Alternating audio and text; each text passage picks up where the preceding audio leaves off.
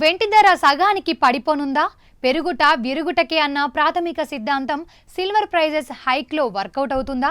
ప్రపంచ ఆర్థిక మందగమనం తీవ్రమైతే, వడ్డీ రేట్లు ఎక్కువ కాలం ఎక్కువగా ఉంటే, డాలర్ బలపడితే లేదా పెద్ద పెట్టుబడిదారులు కలిసి లాభాల బుకింగ్ ప్రారంభించినట్లయితే వెండి ధరలు 1980 లాగే డమాల్మనడం ఖాయమా?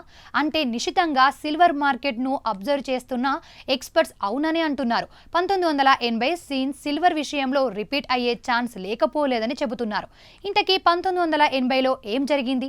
అప్పుడు ఆకాశానికి తాకిన వెండి ధర ఎందుకు డమాల్మన్నది? ఇప్పుడు మళ్ళీ అలాంటి సీన్ రిపీట్ అయ్యే అవకాశం నిజంగా ఉందా? Let's watch.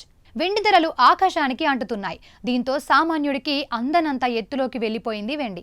దీంతో బంగారానికి ఎప్పుడో దూరమైన సామాన్యుడు ఇప్పుడు వెండిని కూడా కొనలేని పరిస్థితి వచ్చింది. కొత్త ఏడాదిలోకి అడుగుపెట్టి నెల రోజులు కూడా కాలేదు. అప్పుడే వెండి 40 నుంచి 50% పెరిగిపోయింది. MCXలో వెండి ధర కిలోకు 3.75 లక్షలు దాటింది. అంతర్జాతీయ మార్కెట్లో కూడా వెండి ఔన్సుకు $110 వద్ద ట్రేడ్ అవుతోంది. అయితే ఇలాంటి పరిస్థితుల్లో వెండికి సంబంధించి వార్త ఒకటి బాగా వైరల్ అవుతోంది. అదేంటంటే వెండి ధర సగానికి పడిపోతుందా? 1980 నాటి సీన్ మళ్ళీ రిపీట్ అవుతుందా అని. ఎందుకంటే 1980 మార్చి 27న రాత్రికి రాత్రే ఒక్కసారిగా వెండి ధరలు పాతాళానికి పడిపోయాయి. దానికంటే ముందు కూడా విపరీతంగా వెండి ధరలు పెరిగి ఉండే. దీంతో ఇది చర్చకు దారితీసింది. అయితే 1980లో ఏం జరిగిందనే విషయానికి వస్తే, 1979 నుంచి 1980లో అమెరికన్ బిలియనీర్ సోదరులు, వీళ్ళని హంట్ బ్రదర్స్ అని అంటారు. వీళ్ళు వెండిపై బహారి పందెం వేశారు. ఇద్దరు సోదరులు భౌతిక వెండి ఫ్యూచర్లలో చాలా పెద్ద స్థానాన్ని నిర్మించుకున్నారు. దీంతో హంట్ బ్రదర్స్ ప్రపంచంలో వెండి సరఫరాలో 50 నుంచి 60% నియంత్రణలోకి తీసుకున్నారు.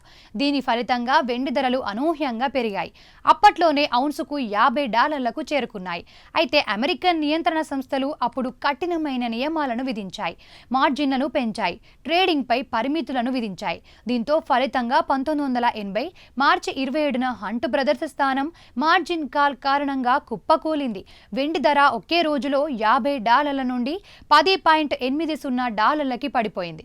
అందుకే 1980 మార్చి 27ను సిల్వర్ థర్స్డే అని పిలుస్తారు. ఇది చరిత్రలో వెండి పతనాన్ని సూచిస్తుంది. ఇక ఈ సంఘటన తర్వాత హంట్ బ్రదర్స్ దివాలా తీశారు. వెండి ధరలు చాలా సంవత్సరాలు $5 నుంచి $10 మధ్య ఉన్నాయి. ఈ నేపథ్యంలో ఇప్పుడు కూడా వెండి ధరలు చాలా ఎక్కువగా ఉన్నాయి. కిలో వెండి 3.75 లక్షలకు చేరుకుంది. అటువంటి పరిస్థితిలో వెండిలో ఇంత వేగంగా పెరుగుదల దాని క్షీణతకు కారణం అవుతుందని చాలా మంది నిపుణులు అంచనా వేస్తున్నారు. సిల్వర్ థర్స్డే సీన్ ఇప్పుడు అన్ని మార్కెట్ పరిస్థితుల్లో రిపీట్ అయ్యే ఛాన్స్ లేదన్న వాదన కూడా జోరుగా సాగుతోంది. దీనికి కారణాలు కూడా లేకుండా పోలేదు. ఎందుకంటే 1980ల నాటి వెండి మార్కెట్కు నేటి వెండి మార్కెట్కు చాలా తేడా ఉంది. అప్పట్లో వెండి మార్కెట్ కొందరి గుత్తాధిపత్యంలోనే ఉండేది. కానీ ఇప్పుడు అలా కాదు. ఇప్పుడు ఏ ఒక్క పెట్టుబడిదారుడు లేదా సమూహం మొత్తం మార్కెట్ను నియంత్రించడం దాదాపు అసాధ్యం.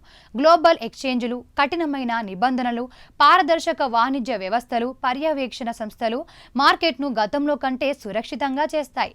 దీంతో పాటు 1980 నాటి వెండి మార్కెట్ పెట్టుబడికి డిమాండ్ లేదు. కానీ ఇప్పుడు వెండి బలమైన పారిశ్రామిక డిమాండ్ను కలిగి ఉంది. సౌర ఫలకాలు, ఎలక్ట్రిక్ వాహనాలు, ఎలక్ట్రానిక్స్, సెమీకండక్టర్లు, వైద్య పరికరాలు సహా అన్ని రంగాలలో వెండి వినియోగం విపరీతంగా పెరుగుతోంది.